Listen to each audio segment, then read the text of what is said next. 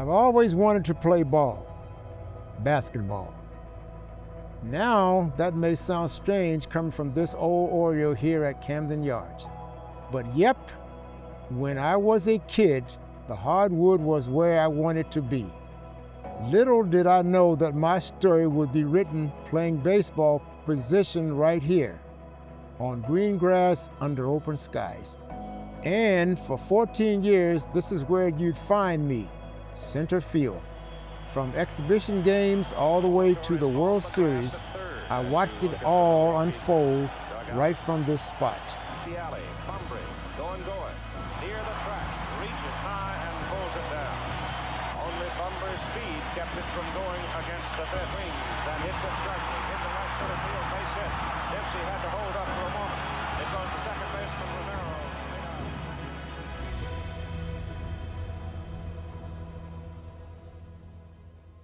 My name's Al Bumbry. I played for the Baltimore Orioles for 12 years.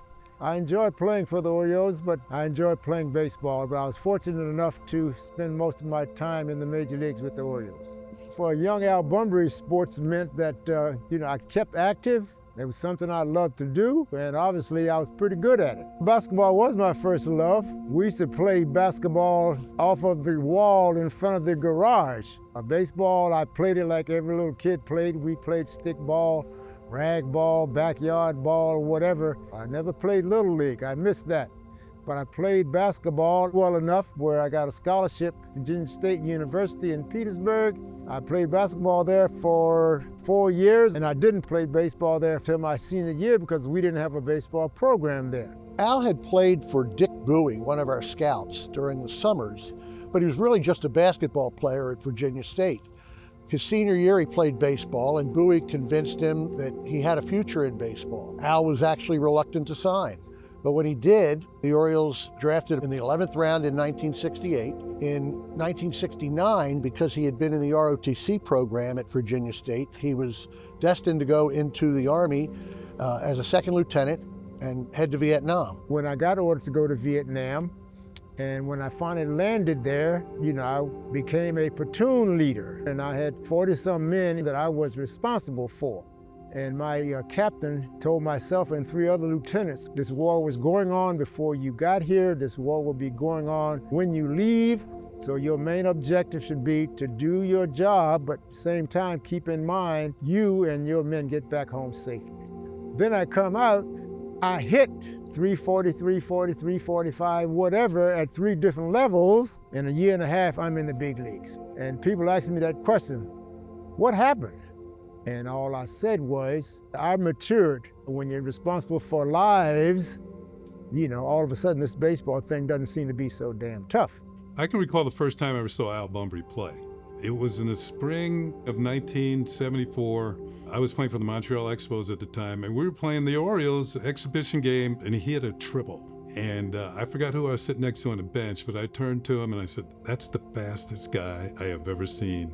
I never sat down and dreamed about being a major league player. I never dreamed about playing in a World Series. My motivation was I hated to fail at any damn thing I did. I hated to get thrown out when I tried to steal a base.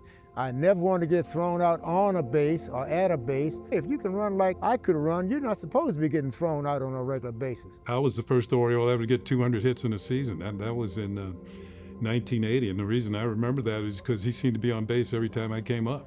I never saw anybody hit from day one to the end consistently as he did.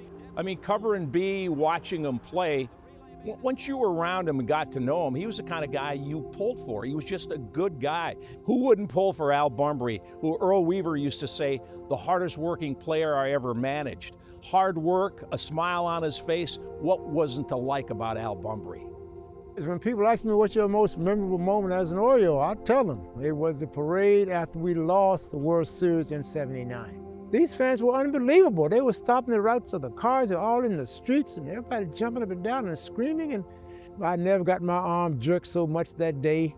Then in '83, we won, and those fans were back out there again.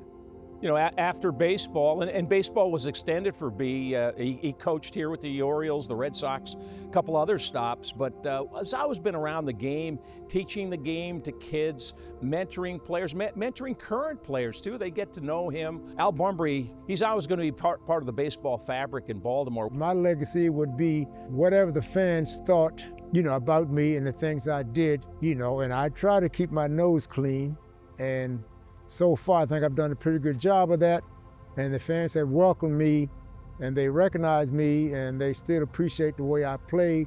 So as long as the fans feel that way about me, I can't ask for anything else other than that. You know, I've played with a lot of people over the years, and I'll admit, as I said, the Orioles are a very special team, but within a special team, there are special guys, even more special. And my best friend over the years, and still, is number one, Al Bumbry. And he's number one in my book.